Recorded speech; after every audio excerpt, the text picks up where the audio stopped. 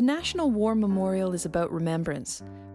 Remembrance of those who fought for freedom and peace. Canada's a peaceful country. We take our freedom for granted. We've got rights that so many don't. We've the right to education, we can protest, we've got freedom of speech. We're allowed to travel when and where we want. We've the freedom to practice faith and to determine our own futures. We've so much access to information today, it's hard to imagine going willingly into a war zone. Imagine you're an 18-year-old in 1939. You're finishing high school when the war breaks out. All of the boys in your graduating class except one will go to war.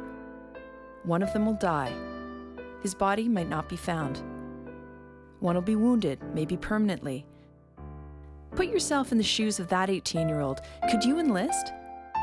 1.5 million people your age did in the Second World War.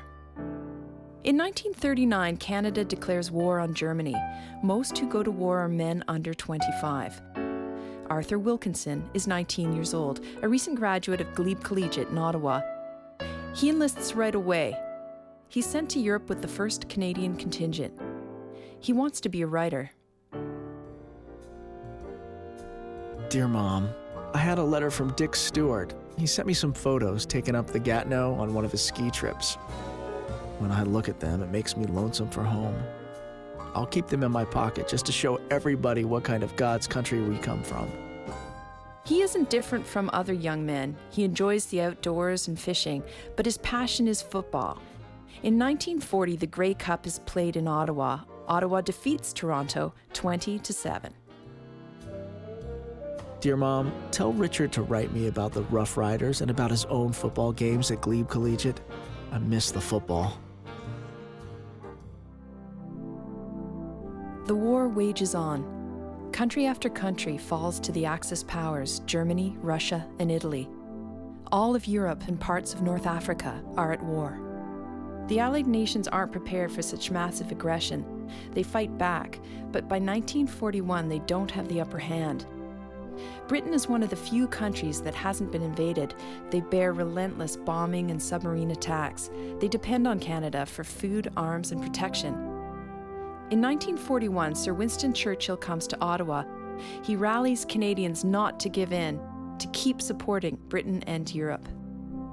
Canada is a potent magnet, drawing together those in the New World and in the Old, whose fortunes are now united in a deadly struggle for life and honor against the common foe.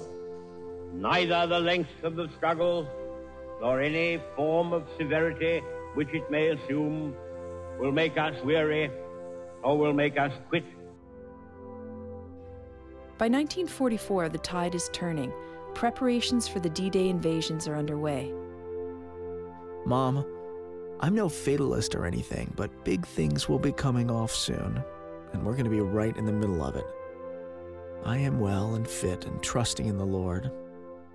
I'm asking Him to keep you all well until we're together again. Arthur takes part in D-Day. He writes his last letter home on July 10th, 1944. He sends it from somewhere in France. Dear Mom, Dad and you are my ideal couple. If I can be half the man Dad is and have your outlook on life, I won't ever have to worry. I have been scared, and I guess there'll be plenty more times when I'll be plenty scared. As long as I don't let you, Dad, Dot, Rich, and David down, I'll be happy. Give Dad my best and thank him for writing to me. Tell Dot I think she's just about the finest sister anyone ever had. Tell David that Rich, he and I are taking Dad for a fishing trip up the Grand Cascapedia River when this is all over. A good long one, too. We'll say bye for now. Love, Art.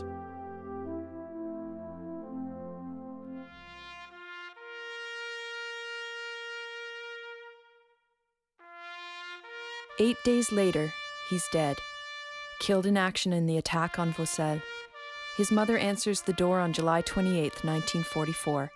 She's handed a telegram. It says, Minister of National Defense deeply regrets to inform you C97125 Private Arthur Campbell Wilkinson has been officially reported killed in action 18th of July 1944. When further information becomes available, it will be forwarded as soon as received. Director of Records, 10:42 a.m. Victory in Europe is only 10 months away. Arthur is buried with 3,000 others, each with the same tombstone. On each tombstone, a name and a number. Arthur Wilkinson, grave 11, row A, plot 9. Arthur's mother is inconsolable. She spends the rest of her life in an act of remembrance. She founds the Ottawa chapter of the Silver Cross Women of Canada. Every November 11th, a Silver Cross mother lays a wreath at the cenotaph. The wreath is a memorial to her fallen child. It is a memorial to all the women who have lost children in times of war. How many lives were touched by her child?